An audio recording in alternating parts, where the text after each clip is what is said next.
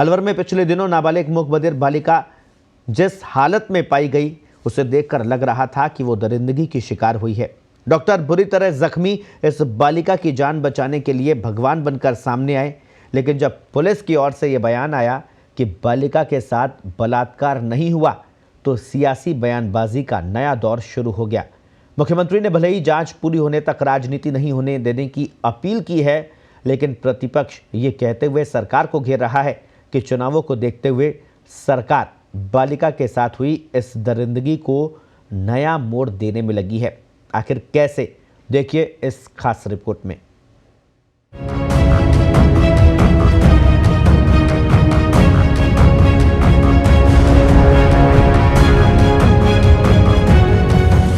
अभी तक आपने सफेद पोशों यानी राजनेताओं को ही बयान बदलते देखा है, लेकिन जब खाकी भी अपने बयान बदलने लग जाए तो फिर न्याय की उम्मीद किससे करें। अलवर में मूक बधिर नाबालिग के साथ दरिंदगी मामले में कुछ ऐसा ही सामने आ रहा है, जहां खाकी घटना के 4 दिन बाद भी ये तय नहीं कर पा रही कि आखिर उस दिन बालिका के साथ हुआ क्या था। घटना वाले दिन बालिका से बलात्कार को स्वीकारने वाली पुलिस 72 घंटे में ही अपने बयान से बदल गई। पुलिस ने इसका आधार मेडिकल बोर्ड की उस रिपोर्ट को बनाया जिसमें गैंग रेप से इनकार कर दिया गया। पहले आपको अलवर पुलिस अधीक्षक तेजस्विनी गौतम के 2 बयान दिखाते हैं। बच्ची प्राइमा फेसी जो डॉक्टर्स ने बताया है, अभी तक बताया है कि मानसिक रूप से थोड़ी विक्षिप्त बच्ची है। बच्ची कुछ बोल नहीं पा रही है, हालांकि उसकी ब्लीडिंग प्राइवेट पार्ट्स में से काफ़ी हुई है, तो संभवतः सेक्सुअल असॉल्ट का मामला है। और अभी हम यहाँ मौके पे हैं, FSL बुलाई गई है, तफ्तीश पूरी जारी है और जो भी विधिक कार्रवाई इसमें होगी वो जल्द ही अमल में लाई जाएगी। अभी तक के अनुसंधान से हमारे सामने टेक्निकल एविडेंस पे घटना की सूचना पुलिस को मिलने से 10 मिनट पूर्व तक का एक वीडियो जो सिजारा पुलिया पे वो चलते हुए स्वस्थ हालत में पैदल पैदल नजर आ रही है। इसके अलावा एक मेडिकल बोर्ड ऑफ डॉक्टर्स ने, जिसमें सभी तरीके के एक्सपर्ट्स मौजूद थे, उन्होंने आज एक रिपोर्ट इस बाबत हमें प्रेषित की है कि बच्ची के मेडिकल एग्जामिनेशन में उसे किसी भी तरीके का वजाइनल या एनल इंजरी नहीं पाई गई है। अब सच क्या है ये तो जांच का विषय है, लेकिन पूरी घटना ने हुक्मरानों की कार्यशैली पर कई सवाल खड़े कर दिए हैं। सवाल ये कि जब बलात्कार हुआ ही नहीं तो फिर मूक बधिर नाबालिग अस्पताल में क्यों भर्ती है। सवाल ये भी कि जेकेलॉन अस्पताल लाने के बाद क्यों बालिका के 3 यूनिट ब्लड चढ़ाया गया। मूक बधिर से अस्पताल में मुलाकात के बाद सरकार के 2 मंत्रियों शकुंतला रावत और ममता भूपेश ने किस बात के लिए बच्ची के परिजनों को मुआवजा दिया है। बार बार बयान बदलने के बाद सवाल ये भी कि आखिर अभी तक भी पुलिस जांच किसी दिशा में क्यों नहीं पहुंची, और जब सरकार ने जांच के लिए कमेटी का गठन किया है तो फिर कमेटी की जांच रिपोर्ट आने से पहले ही क्यों पूरे मामले में जल्दबाजी की जा रही है।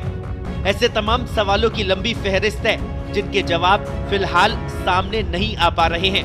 गैंगरेप से इनकार कर भले ही पुलिस ने पूरे मामले को नया मोड़ दे दिया है, लेकिन घटना के 4 दिन बाद भी आरोपियों की पहचान नहीं होने पर पुलिस की कार्यशैली पर सवाल खड़े हो रहे हैं। सवाल ये कि आखिर क्यों पुलिस आरोपियों की पहचान नहीं कर पाई। 4 दिन में भी पुलिस आरोपियों का सुराग नहीं लगा पाई, तो फिर मूक बधिर से दरिंदगी के आरोपी कब पकड़े जाएंगे।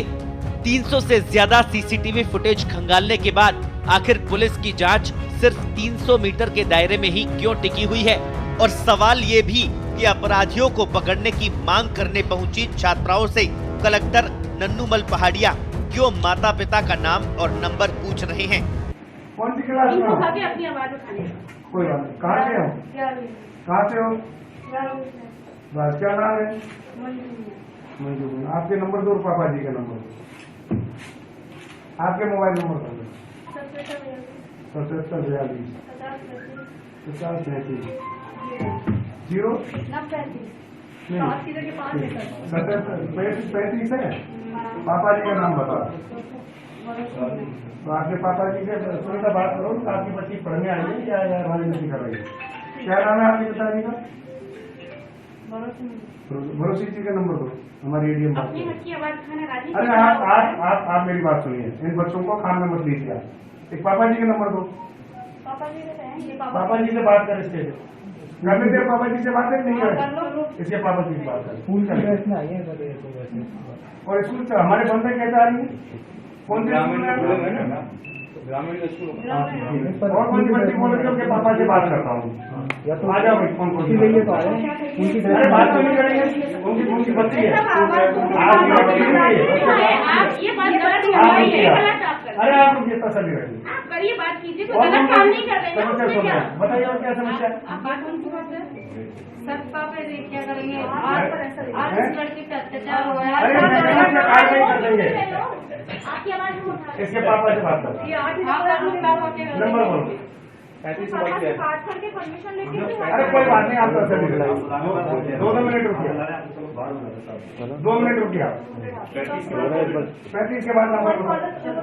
और दूसरे में बच्चों को मेरी तरफ से राय दूंगा, आप पढ़ाई करिए। पूरे मामले में पीड़िता के परिजन भी दबी जुबान से पुलिस पर दबाव डालने का आरोप लगा रहे हैं। जब इस घटना के बारे में पूरी जानकारी देना चाहते हैं तो मैंने बोला नहीं, आप मुझे ही अकेले को ये जानकारी मत दो, जो लड़की का चाचा है उसको भी साथ ले लिया जाए। तो लड़की का जो सबसे छोटा चाचा वहाँ पे मौजूद है, तो उसको मैं साथ लिया और साथ में पुलिस के कुछ अधिकारी थे। उन्होंने बताया हमको पूरी घटना कि ये गैंग रेप हुआ है। पुलिस के अधिकारियों ने बताया, पुलिस के अधिकारियों ने बताया हमें कि ये गैंग रेप हुआ है। तो उसके आधार पे हम भी शौक रह गए कि हम तो सोच रहे थे कि क्या पता कोई एक्सीडेंट केस या ऐसा, इस बच्ची के साथ ऐसा नहीं हो सकता। राजनीतिक दलों के लिए महिलाओं से अपराध भी पॉलिटिकल टूलकिट बन गया है। इसकी वानगी मूक बधिर बच्ची से दरिंदगी मामले में उस वक्त देखने को मिली जब संवेदनशील मामले में सरकार के मंत्री और विपक्षी नेता राजनीतिक बयानबाजी कर संवेदनहीनता का परिचय देते नजर आए। ये तय बात है कि यदि कहीं अपराधी है तो बच नहीं सकता। और मेडिकल रिपोर्ट जो आई है, जो ऑपरेशन हमारे डॉक्टर्स ने किया है, वो मेडिकल रिपोर्ट इधर से उधर हो नहीं सकती, आपको इस बात को जानते हैं। तो सारी सच्चाई सामने आ जाएगी। और ये इशू पॉलिटिकल इशू नहीं है, ये इशू इस तरह का इशू है कि जिसमें सबके लिए चुनौती है। ये कांग्रेस बीजेपी का मुद्दा नहीं है, देश का मुद्दा है। बेटियां सुरक्षित रखना हम सबकी जिम्मेदारी है। अलवर की पुलिस अधीक्षक जब प्रेस कॉन्फ्रेंस करती है और अचानक ये कहती है कि दुष्कर्म के कोई साक्ष्य नहीं है,